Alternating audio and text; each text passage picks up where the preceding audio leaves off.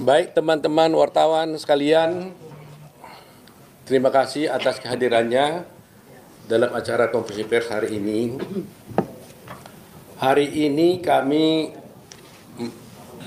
mendapat tamu kehormatan Kang Deddy, semua pasti sudah kenal, Deddy Mulyadi, yang selama ini begitu aktif menaruh perhatian pada kasus Vina. Beliau itu banyak melakukan investigasi, pertemuan-pertemuan mengenai kasus Vina ini, sebagaimana kita ketahui bersama dan kita bisa lihat di vlog-vlog dia maupun di dalam video-video yang sudah ditayangkan di media sosial. Kedatangan Pak Deddy ini tidak sendiri, tapi beliau datang bersama dengan 4 orang.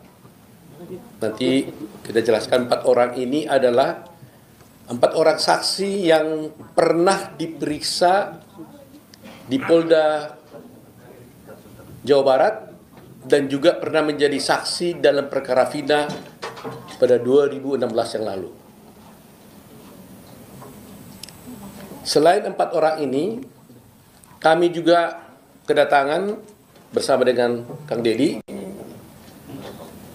5 keluarga korban, keluarga daripada yang terpidana yang dituduh melakukan perbuatan pembunuhan sebagai pelaku pembunuhan Vina, yaitu diantaranya orang tua daripada siapa?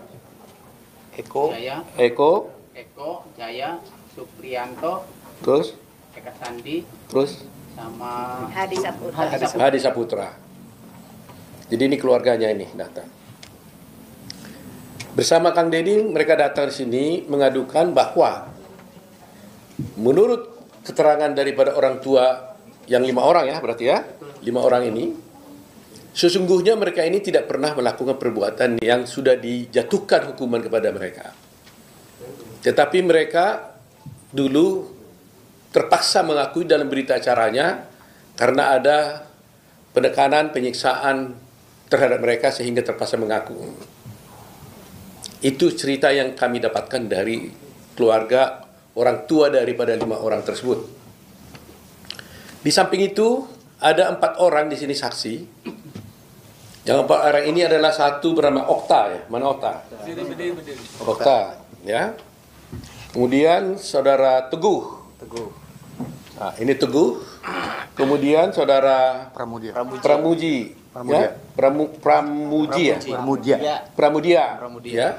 Kemudian Ahmad Saifuddin. Nah, 2 diantaranya ini pada waktu 2016 dulu itu adalah pernah menerangkan hal-hal yang sesungguhnya tidak sesuai dengan yang fakta yang sebenarnya. Tapi 2 diantaranya tetap konsisten dengan apa yang sebenarnya, yaitu adalah saudara Okta dan saudara Ahmad Saifuddin. Ini konsisten 2 orang ini. Sedangkan yang Pramudia dan Teguh datang ke kami dan tadi bertemu di atas menceritakan bahwa sesungguhnya apa yang saya ceritakan yang dulu itu tidak benar dan bermaksud untuk mencabut semua keterangan mereka dan akan menyatakan yang sebenarnya. Sebelum Kang Deddy akan nanti bercerita, saya jelaskan dulu bahwa dalam rangkaian peristiwa pembunuhan yang dulu dilakukan ini, ada satu alibi yang sebenarnya mereka ajukan, di mana pada jam yang sama, pada tanggal 27 Agustus 2016, sesungguhnya mereka adalah tidur di rumahnya Pak Lurah, Pak RT, Pak Parsen namanya ya. di rumah anaknya. Di rumah anaknya, ya, di rumah anaknya Pak RT. Pak RT-nya ada di sampingnya, di sampingnya. Nah, jadi coba bayangkan, lebih kurang di antara jam-jam tersebut, jam 9 sampai jam 10, jam 12, itu mereka-mereka ini katanya mulanya dari awal, dari sore, dari maghrib, mereka pergi dulu ke rumah, ke warungnya Ibu Nining. Dari rumahnya Ibu Nining, mereka pergi ke rumahnya bapaknya Hadi, rumah Hadi. Dari rumahnya Hadi, lebih kurang jam 9, jam 10, mereka pergi ke rumahnya anaknya Pak RT. Dan tidur sampai pagi. Jadi artinya, peristiwa yang dituduhkan kepada mereka itu, yang terjadi di jam-jam yang sama, lebih kurang antara jam 10, jam 9, 10 sampai jam 12 itu, di hari yang sama, tanggal 27 Agustus 2016 itu, mereka itu berada di rumah RT. Di rumah anaknya ketua RT. Sehingga, kalau ini benar, maka berarti peristiwa mereka melakukan pembunuhan itu adalah pasti tidak benar. Mereka mengatakan, saya tanya kepada Pramudia, coba jawab, kenapa saudara Pramudia dulu kamu mengatakan bahwa kamu sebenarnya tidak benar ada di rumah itu, di rumah RT, gitu ya? Nah, sekarang dia bilang sesungguhnya juga benar, dia ada katanya. Coba jelaskan dulu. Coba. Sebenarnya waktu ada wireless mic. Oke. Kita banyakkan gini kok hanya 2. Ada berapa? Udah bicara aja. Langsung. Dulu saya di BAP tahun 2016 saya berkata yang sejujurnya. Oke. Saya berkata yang sejujurnya. Lalu itu diralat oleh polisi. Bilangnya kamu bilang tidur di situ, tapi Pak RT sama anaknya tidak mengakui bahwa anak-anak tidur di situ. Nah, maka dari itu saya merasa takut sendiri. Maka dimandulah, diubah PAP seolah-olah saya tidur tidak di rumah Pak RT. Seperti itu ceritanya. Nah, itu waktu berita acara di polisi. Ketika kamu diperiksa di pengadilan, apa yang kamu sampaikan? Waktu di pengadilan, saya berbicara jujur seadanya. Saya bilang tidur di situ. Waktu kamu tidur di situ, melihat nggak yang 5 orang ini yang sedang dipenjara sekarang itu ada di situ juga tidur? Melihat. Melihat ya? Melihat. Baik, setelah itu, kemarin katanya kamu ada diperiksa lagi? Diperiksa. Tanggal berapa itu? Tanggal 4 apa? Juni Juni. Di mana kamu diperiksa? di Polda. Di Polda. Kamu bilang apa yang sebenarnya di sana? Bilang sejujurnya juga. Apa itu? Ya bahwa saya tidur di situ tuh. Oh, jadi berita acara kamu di situ di BAP kemarin? Cuma bukan diralat sih, jadi kayak diomongin benar aja, kamu bilangnya tidur di situ, sedangkan Pak RT-nya tidak mengakui bahwa anak-anak tidur di situ, bilang gitu. Terus? Jadi kan saya ngerasa takut lagi. Takut lagi. Emangnya kamu dipukul? Ya sekarang kan saya kan udah punya keluarga, udah kayak dulu lagi Pak, jadi saya takut. Jadi kamu ngomong apa jadinya? Ya saya bilangnya tidur di rumah lagi gitu. Jadi nggak di situ, nggak di tempat RT lagi katanya? Enggak. Oh, jadi yang benar yang mana? Yang benar saya tidur di Pak RT. Oh, jadi bolak-balik nih. Makanya tadi saya marah sama kamu kan? Saya bilang kalau kamu berbohong, maka akan ada orang yang korban lebih jahat daripada penjahat sebenarnya kalau berbohong mengakibatkan orang lain masuk di penjara. Kan saya bilang tadi kan? Jadi saya nggak mau kalian ini berbohong. Nah, kalau kalian memang betul-betul memang malam itu ada di rumah RT, katakan itu kalian di rumah RT. Tapi kalau memang tidak, ya katakan kalian tidak di rumah itu. Jangan gara-gara kebohongan kalian itu ada orang masuk penjara. Seumur hidup lagi. Ya kan? Jadi ingat itu. Berbohong itu adalah merupakan kejahatan luar biasa juga. Ya. Jadi nanti kamu diperiksa lagi tanggal berapa nih? Besok. Ya katakan yang sebenarnya lagi lah. Iya Pak. Kalau kamu betul-betul di rumah RT, tidur di situ, melihat 5 terdakwa ini ada di tempat itu pada waktu yang sama terjadinya pembunuhan, katakan dia ada di sana. Tapi kalau memang kamu betul-betul pulang ke rumah nggak lihat, tidak tidur di situ, nggak melihat anak-anak itu ada di sana, ya katakan juga seperti itu. Kami Peradi mau bantu kalian kalau jujur, kami juga tidak mau dijadikan alat. Kita harus benar-benar membela kebenaran. Kang Deddy ini sudah begitu capek, mengeluarkan air mata, mengeluarkan biaya, waktu dan tenaga untuk bisa mengungkap kasus ini. Terima kasih nih Kang Deddy, luar biasa nih Kang Deddy ini. Ya, luar biasa. Kami sendiri merasa tersentuh sekali. Sebenarnya ini tugas pengacara sebenarnya itu. Ya, tapi Kang Deddy sudah mulainya, maka kami juga tergerak hatinya untuk bisa membantu ini. Nah, itu tadi Pramudia. Kemudian satu lagi Teguh. Nah, apa yang terjadi dulu Teguh? Waktu dulu kamu di BAP zaman dulu 2016 kamu ngomong apa? Ya pertama awal sesuai yang ada di kejadian di situ. Cuman di Teguh nerangin yang sebenarnya malah nanti kamu akan terlibat gitu. Jadi seolah-olah Teguh tuh tidak tidur di rumah Pak RT, padahal mah tidur di rumah Pak RT. Jadi waktu itu di BAP seperti itu. Nah, waktu di pengadilan tahun 2016 dulu, kamu ngomongnya gimana tentang itu? Kalau saya ingat Teguh yang ngomong kayak gitu, terus ada waktu itu agak dikat gitu. Waktu itu kamu mau ngapa sebenarnya? Mau bilang apa waktu itu? Ya yang sejujurnya Teguh. Yang sejujurnya itu apa? Ya yang kumpul di rumah Bu Nene, terus di rumah Hadi, terus tidur ke rumah Pak RT.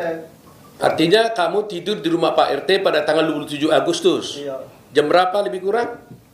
Kalau nggak salah sekitar jam 10 tidur di rumah Pak Lebih RT. Waktu di rumah Pak RT, kamu melihat nggak 5 orang terdakwa ini? Ada. Ada di situ. Siapa aja yang ada di situ? Eka, Jaya, Hadi, Supri, Eko. Eko. Iya. Saya mau tanya satu hal paling penting ini ya. Anak Pak RT ada di situ nggak? Ada. Tidur di situ? Iya. Ditangkap nggak waktu itu dia? Kurang tahu tuh. Kurang tahu. Kalau kata temen mah katanya sempat dibawa. Terus dikeluarin lagi. Dikeluarin lagi. Anak RT ini jadi saksi nggak di pengadilan? Jadi. Nah? Jadi anaknya. Kalau nggak salah sama Teguh waktu itu tuh. Anaknya juga ada. Iya. Jadi saksi di situ. Ingat? Iya. Pasti ingat atau enggak? Lihatnya. Nah, kalau gini-gini, kalau nggak pasti, jangan bilang pasti. Kalau nggak ingat, bilang nggak ingat. Jangan coba-coba menjawab yang Anda tidak ingat. Anaknya, bapaknya ada pasti. Bapaknya ada. Adanya. Anaknya? Lupa sih waktu itu. Coba nanti kita cek di dalam berkas perkara ya. Ini contohnya seperti inilah. Jangan coba-coba ini ya. Nah, sekarang saya mau tanya. Kalian kan bilang bahwa kalian tidur di rumah Pak RT. Pak RT-nya tahu nggak kalian di rumah Pak RT itu? Di rumah anaknya itu? Tidak tahu. Hah? Tidak tahu Pak RT-nya. Kalau anak-anak tidur di situ. Tidak tahu? Artinya tidak ada di situ? Iya. Oh, tidak tahu? Mungkin dia di rumah sebelahnya. Di rumah sebelahnya? Iya. Soalnya rumahnya kan dekat-dekatan tuh, sebelah-sebelahan. Karena menurut berita acara, mungkin Pak Kang Deddy bisa jelasin, Pak RT-nya ngomong apa Pak Deddy ya? Iya. Jadi Pak RT-nya tidak mengakui anak-anak tidur di rumahnya anaknya Pak RT. Jadi Pak RT itu tidak mengakui kamu dan teman-temannya itu tidur di rumah anaknya. Iya. Itu berita acaranya begitu Pak RT. Iya. Padahal kalian tidur situ. Nah, ini peristiwa hukum yang akan luar biasa nanti. Pak RT tidak mengakui mereka ini tidur di rumah dengan lama. Jadi Pak RT tidak mengakui mereka ini tidur di rumah anaknya Pak RT. Sementara mereka ini sementara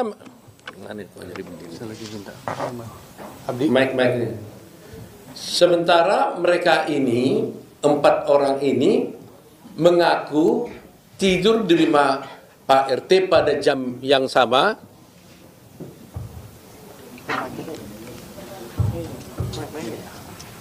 Ya, jadi Pak RT ini tidak mengakui mereka ini tidur di rumah Pak RT.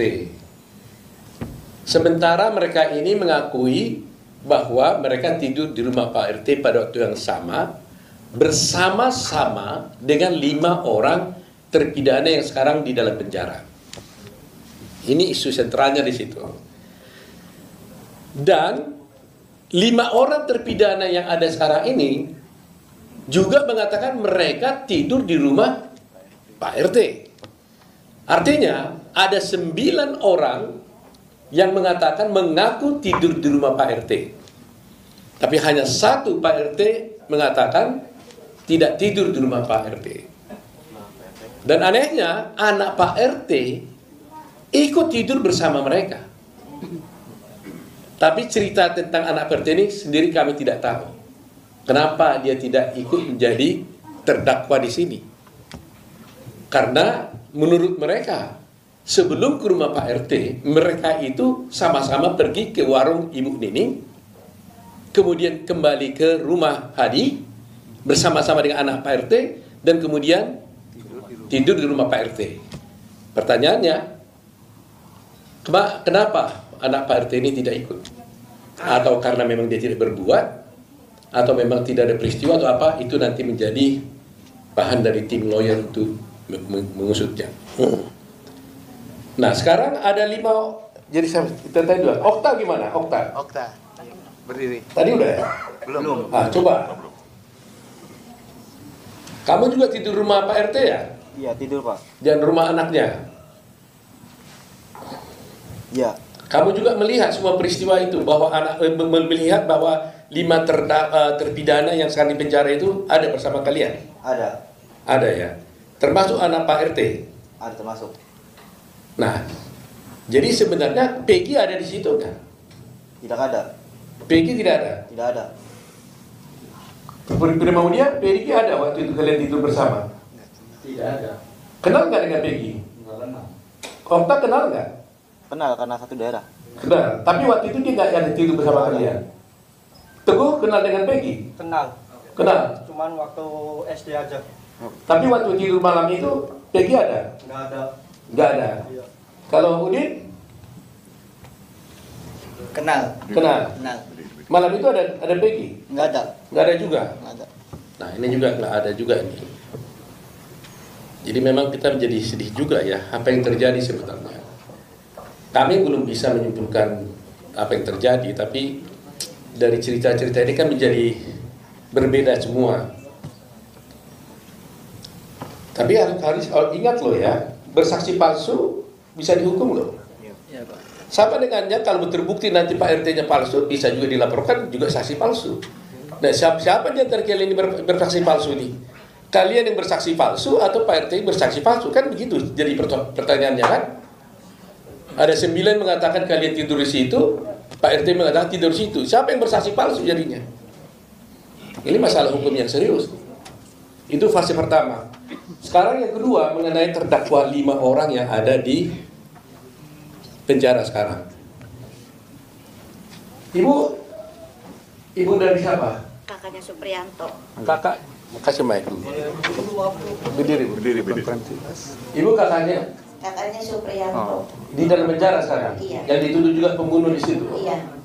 Nah, cerita yang ibu tahu bagaimana? Sama Pak. Dia juga nyeritain bahwa dia di warung Ibu Nining ke rumah Hadi terus tidur di rumah anaknya Pak RT.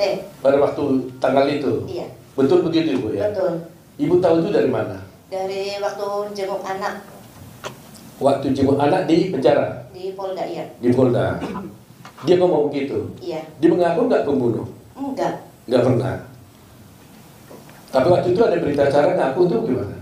Kata dia. Katanya dipukulin, disiksa Pak, telinganya dimasukin putuk rokok, sampai terluka Pak. Masya Allah, sampai dipukulin muka aja bonyok semua Pak. Gitu waktu itu. Iya, anak cerita. Anak cerita ya. Iya. Ada foto-foto. Allah. Ibunya siapa tadi? Kakaknya Supriyanto. Kakaknya Supriyanto. Baik. Satu lagi, ibu siapa? Berdiri dulu. Hah? Ibunya Hadi Saputra. Ibunya Hadi Saputra. Iya. Gimana ibu ceritanya waktu itu? Ya anak-anak tuh nggak melakuin Pak. Dari mana tahu nggak melakukan? Itu anaknya waktu itu betul-betul sama dengan ke rumah warung Bu Nining ya? Iya, kumpul di Bu Nining, Heeh. terus ke Hadi, Terus? ke rumahnya Pak Pasren, RT. Oh, Ya, gitu. itu ibu dapat ceritanya dari siapa? Ya saya sendiri. Iya, artinya yang bercerita sama ibu itu siapa? Anaknya ibu atau siapa? Iya, si Hadi. Hadinya ngomong begitu. Ibu sendiri yakin nggak bahwa anaknya nggak bersama? Ya yakin Pak, anak saya tuh mau nikah Pak. Hah? Mau nikah 2 minggu lagi itu. Oh gitu ya.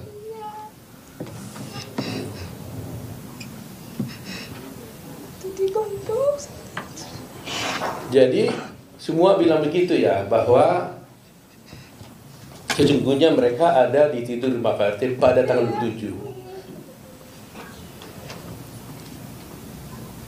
Baik Bu ya, baik.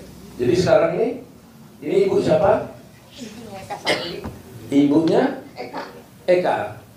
Bagaimana cerita ibu tentang itu? Paginya tuh saya tanya, kamu dari mana? Tidur di Bapak RT katanya. Udah gitu aja. Tanggal berapa itu katanya? Malam Minggu. Malam Minggu, tanggal 27 Agustus itu, Iya. 2016 ya. Dia cerita juga nggak bahwa mereka bersama-sama Iya. ke rumahnya Ibu Warung Ning, gitu ya.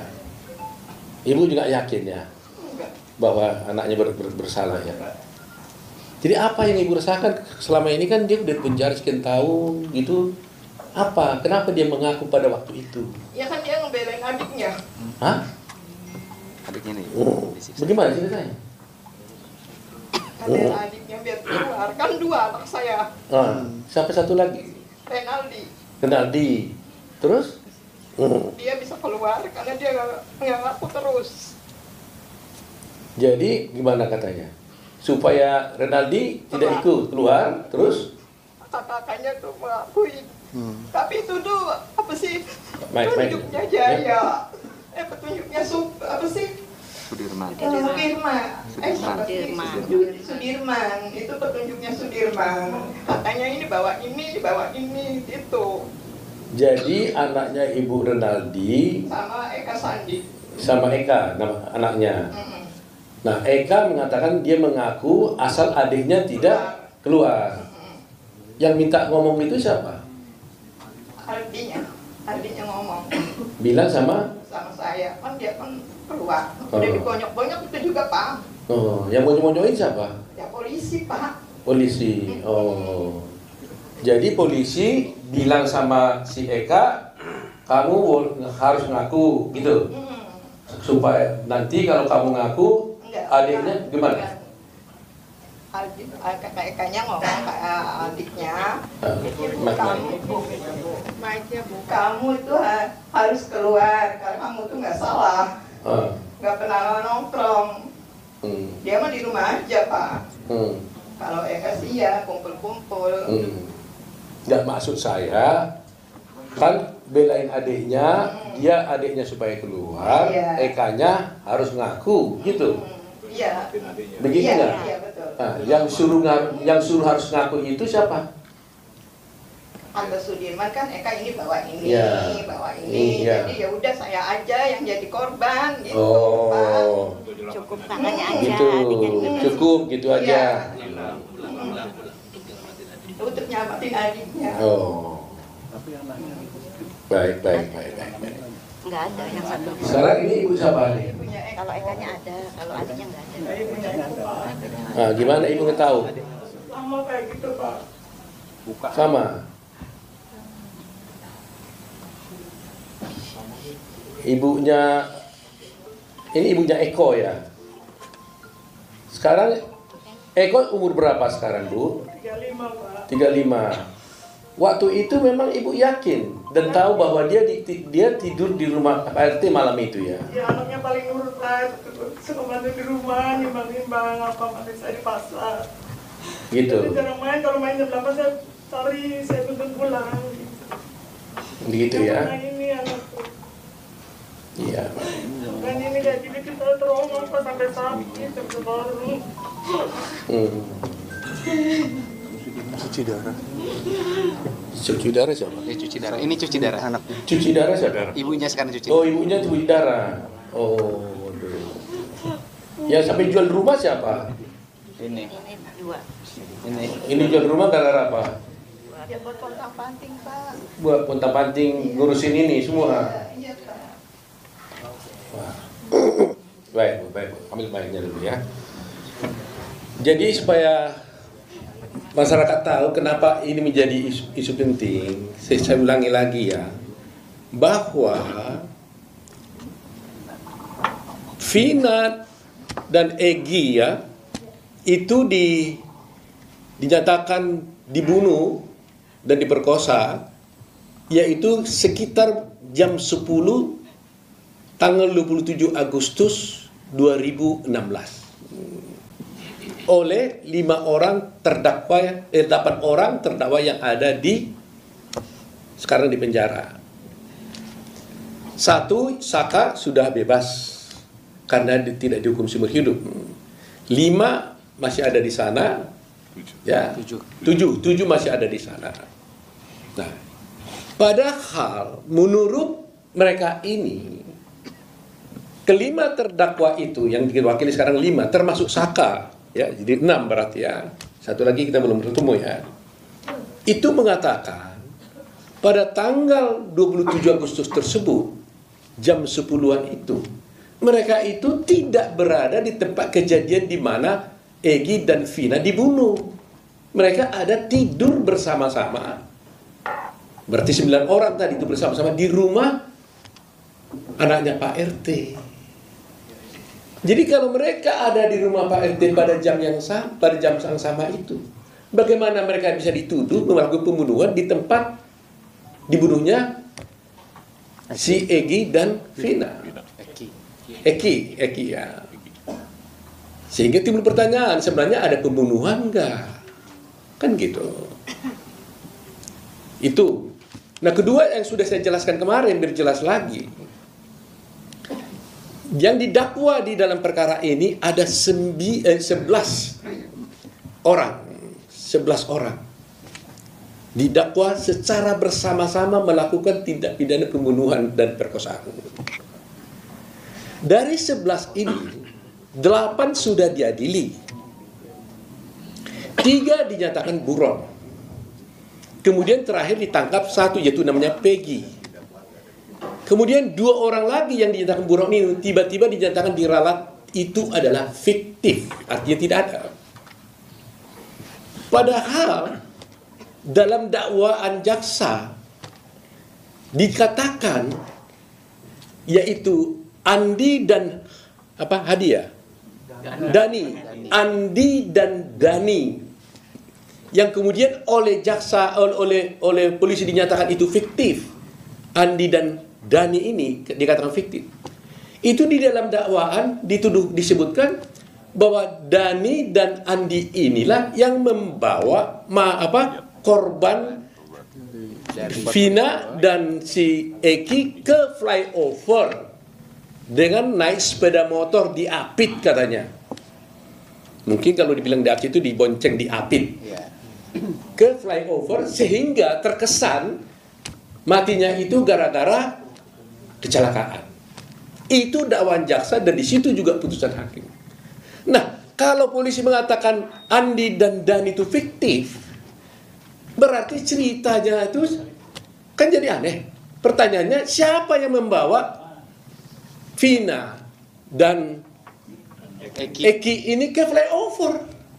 Apa bisa mereka itu ada jalan lagi kalau sudah mati? Siapa yang bawa? Ini aneh nih cerita ini. Jadi artinya berarti isi dakwaan itu fiktif dong. Karena Dani dan Andi sesungguhnya tidak ada.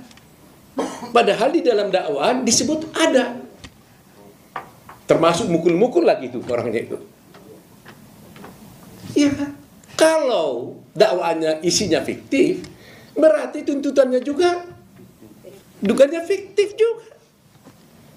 otomatis akibatnya apa? Ya akibatnya putusan hakim menjadi tidak benar. Karena di sana masih ada Dani dan Andi. Nah ini buat kita masyarakat Indonesia harus memahaminya. Itu sebabnya kami Peradi terus terang aja prihatin. Mereka datang atas jasa bantu dari Pak Kang Dedi datang ke sini. Kang Dedi aja sudah berkomitmen dan berkorban banyak, apalagi kami Peradi. Oleh karena itu kami minta, kami tidak mau mengatakan membela, menyalahkan polisi. Tidak begitu cara berpikir kami. Kami menginginkan sudah terlalu banyak kejadian-kejadian seperti ini. Termasuk Jessica Wongso, kasusnya kalian sudah lihat sampai masuk di Netflix. Saya melihat akhir-akhir ini, pameo di dalam hukum, waktu saya sekolah hukum pertama kali, sampai saya menjadi dosen, mengajar, sampai guru besar, itu kita diajarkan pameo baik kepada semua sarjana hukum, termasuk yang kemudian menjadi hakim, jaksa, dan polisi. Lebih bagus membebaskan 1000 orang yang bersalah ketimbang menghukum 1 orang yang tidak bersalah. Itu pameo yang kita anut. Karena betapa sakitnya orang tidak bersalah harus dinyatakan bersalah. Itu pelanggaran ajasi luar biasa. Coba pada semua penegak hukum yang ada, kalau itu terjadi kepada anak kita, kepada saudara kita, putri kita, bagaimana perasaan Anda? Saya tidak menuduh nih, tapi kalau betul-betul terjadi ini adalah salah, error, bukan itu orangnya. Sedih sekali. Inikah penegakan hukum yang harus kita puja-puja itu? Nah situlah tekad kami sekarang nih. Dan kami minta kalau boleh kepada Polri, karena ini masih ada penyidikan berlanjut, supaya penyidik-penyidik yang lama yang dulu menangani perkara ini jangan lagi ikut menangani perkara ini, supaya fair. Dan menurut cerita di dalam mereka ini, yang menangkap ini adalah ayah korban, polisi. Sebenarnya dia tidak boleh ikut di sini, konflik of interest nih. Seharusnya menangani ada polisi yang lain, unit yang lain. Ini pun dia unit narkoba sebenarnya, tapi menangani perkara ini. Jadi sebenarnya gak tepat menurut saya. Seharusnya Polri menugaskan petugas yang lain. Jangan ayah korban, orang anaknya dibunuh, bapaknya yang mengusut. Pasti tidak objektif. Saya tidak menuduh dia bersalah dan sebagainya, tapi pasti secara emosional itu pasti tidak bisa objektif, tidak tepat. Jadi saya mohon kepada Kapolri untuk selanjutnya, meskipun Peggy bukan klien kami dan tidak datang sini, tapi termasuk untuk mereka ini karena diperiksa sebagai saksi, kalau boleh, mohon yang memeriksa itu jangan lagi ada orang-orang yang dulu menjadi penyidik, supaya tidak terjadi konflik, supaya ada keterbukaan. Termasuk juga orang tua daripada korban sebaiknya tidak ikut dalam melakukan penyidikan ini. Itu permintaan kami. Dan selanjutnya saya minta bantuan dari Kang Dedi untuk bisa memberikan penjelasan kenapa sih Kang Dedi kok begitu sampai mati-matian nih mau datang membawa mereka ke sini, sampai nangis beberapa kali. Saya lihat tadi juga saya di atas berdua nggak ada orang, nangis beliau nih. Saya sih nangis dalam hati saya, tapi beliau sampai lanjutkan air mata. Kalau saya sudah sering nangis menghadapi seperti ini, jadi ini saya coba dengar suaranya Kang Dedi. Ini aja jelas. Aja lah. Baterainya kali. Ini aja. Coba cek. Kalau nggak hilang lagi. Itu aja lah. Ya. Baik, terima kasih Pak Foto dan semua tim Peradi yang telah menerima kami dengan penuh rasa kemanusiaan, rasa penghormatan. Sini orang yang dalam setiap hari itu biasa berkeliling kampung untuk menemui, menyentuh, menyapa warga, dan dari setiap peristiwa yang ditemukan selalu ada cerita yang tidak pernah berhenti. Saya mengamati kasus ini agak lama, tapi saya sendiri masih ragu untuk melangkah karena ada pertimbangan-pertimbangan yang saya perhitungkan karena ini menyangkut aspek hukum.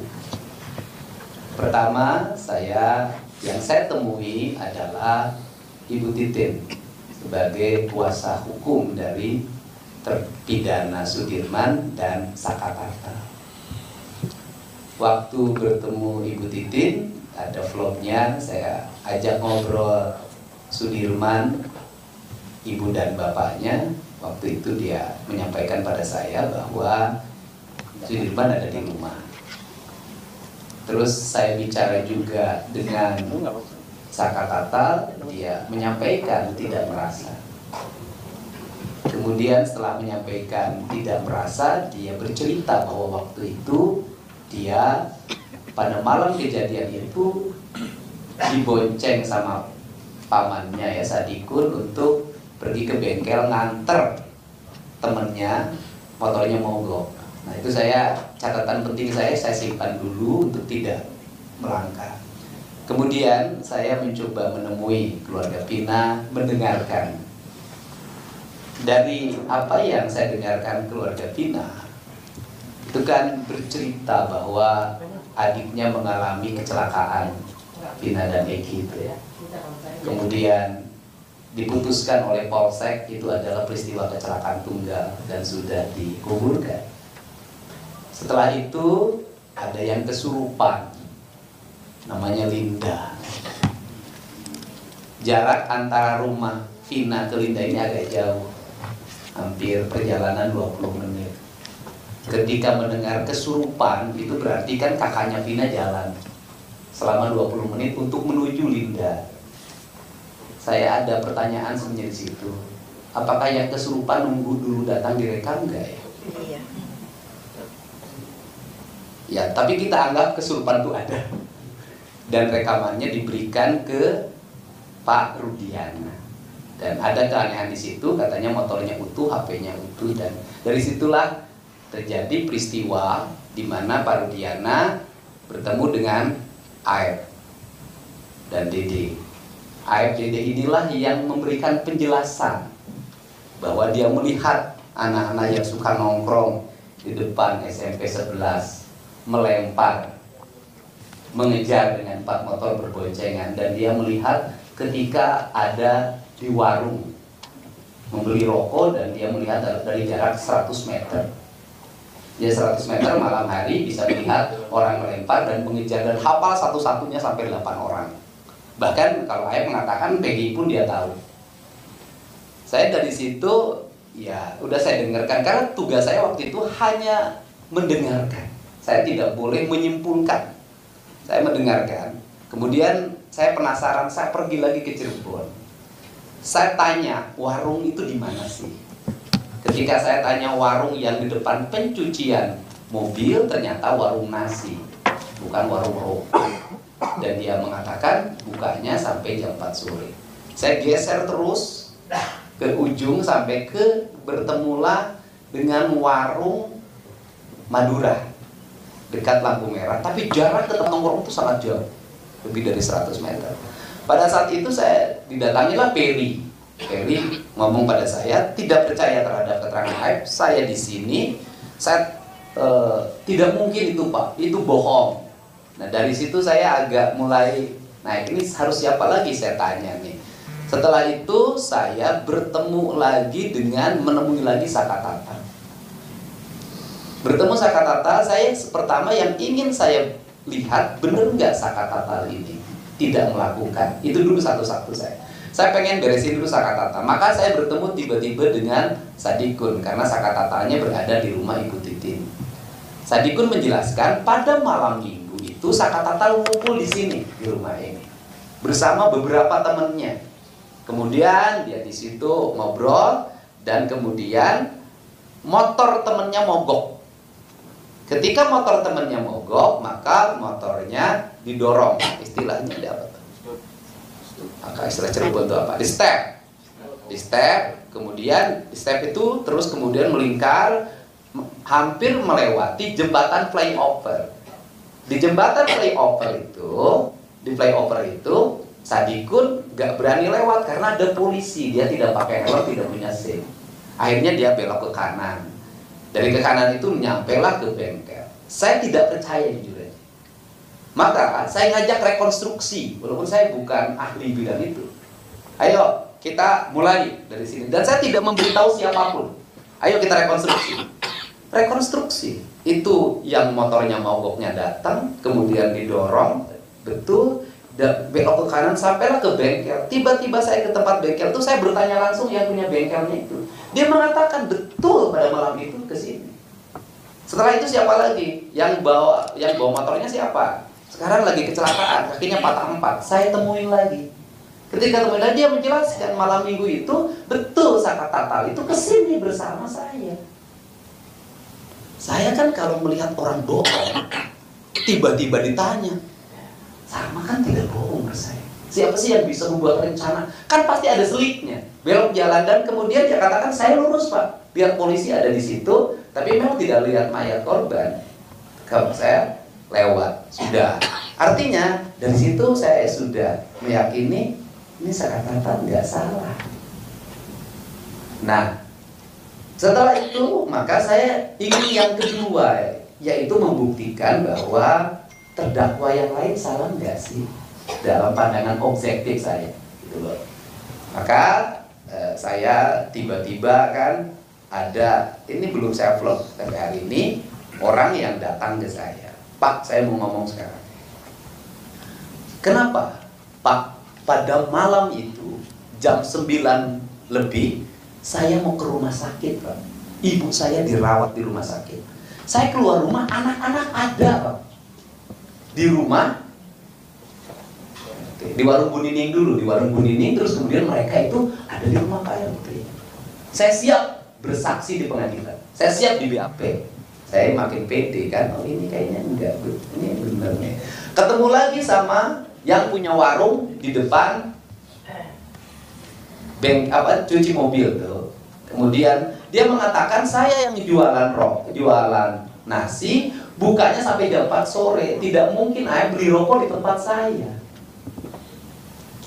Nah, setelah itu lagi kemudian masih banyak bertemulah saya dengan Pramudia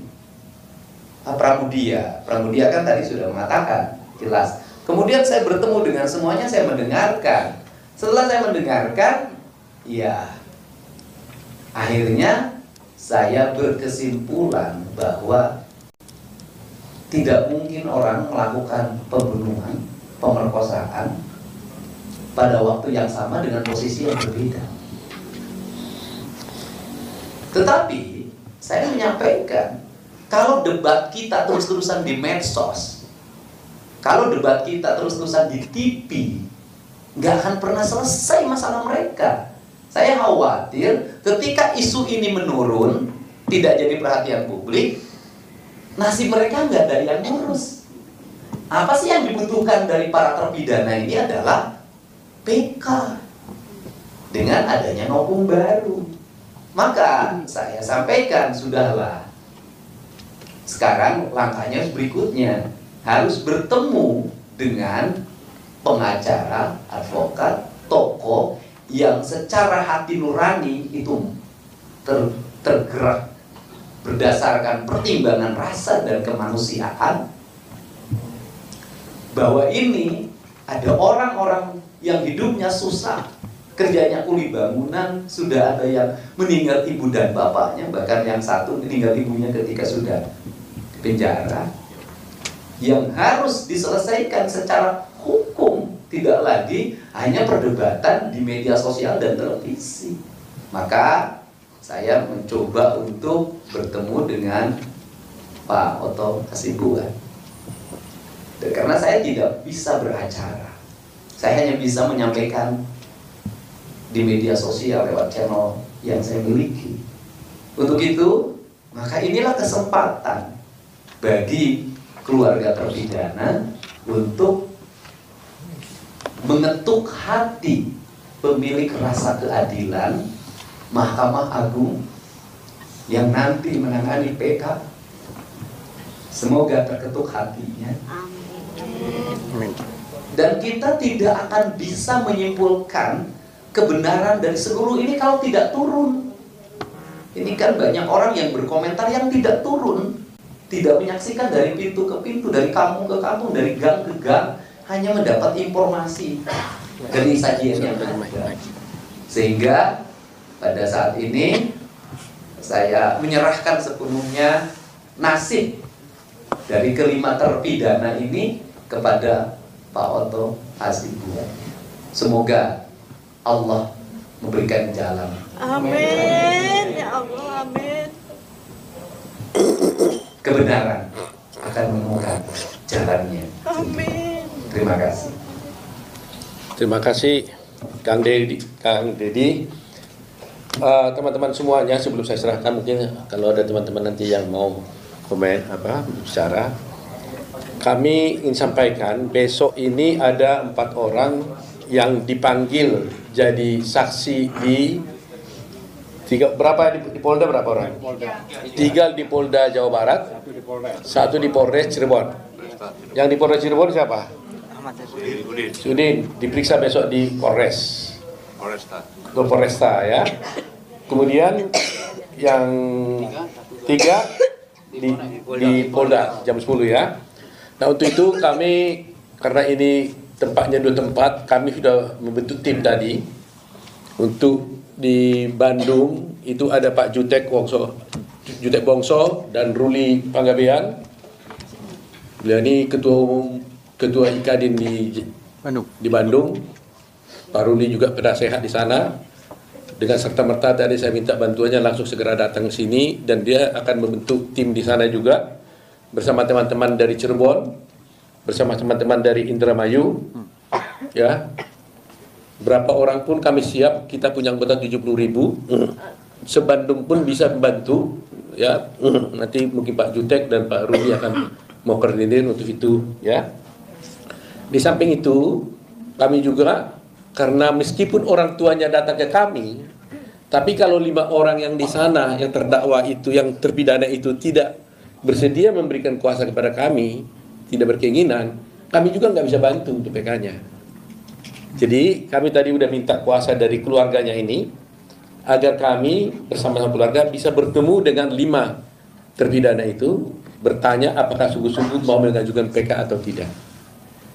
Kalau memang mereka mau PK, kami tim Peradini bersedia. Ada Pak Jutek Bongso, sini ada Jum Armain, ada Pak Nyana, ada Pak Dwi, ada Pak Nikolai, ada Ruli, ada Bostam, ada Riri, ada Rilan, ada Eli, Anita, banyak sekali yang siap membantunya, termasuk tim-tim yang lain. Mungkin untuk Bandung aja tadi udah terkumpul 30 orang ya. 40 lawyer di sana udah siap untuk bantu, dan yang lain siap untuk menunggu aba-aba lah. Karena ini kan banyak nih kan, 5 terdakwa ya, kita nggak tahu ya. 5 terpidana ini kan akan mengajukan PK. Jadi itu teman-teman semuanya. Terima kasih Kang Dedi, tetap berjuang bersama kami. Ya, kami sudah sepakat tadi dengan Kang Dedi. Pak Kang Dedi akan ikut serta terus selama perjuangan ini. Kami komunikasi juga nanti melalui Kang Dedi, karena Kang Dedi sudah begitu erat dengan ibu-ibu di sana, ya. Dan Kang Dedi luar biasa, ya. Dia sendiri yang menanggung semua beban akomodasi di sana ini, luar biasa nih, Kang Dedi. Ya, kami tanya tadi gimana, Pradi juga siap. Oh sudah ada katanya langsung. Sekjen kelewatan tadi. Oh ada sekjen. Oh Pak Herman Dulami ada rupanya sekjen kita. Bayangin nih, tim lengkap dari Pradi. Jadi ya tim kita lengkapi di mana-mana sampai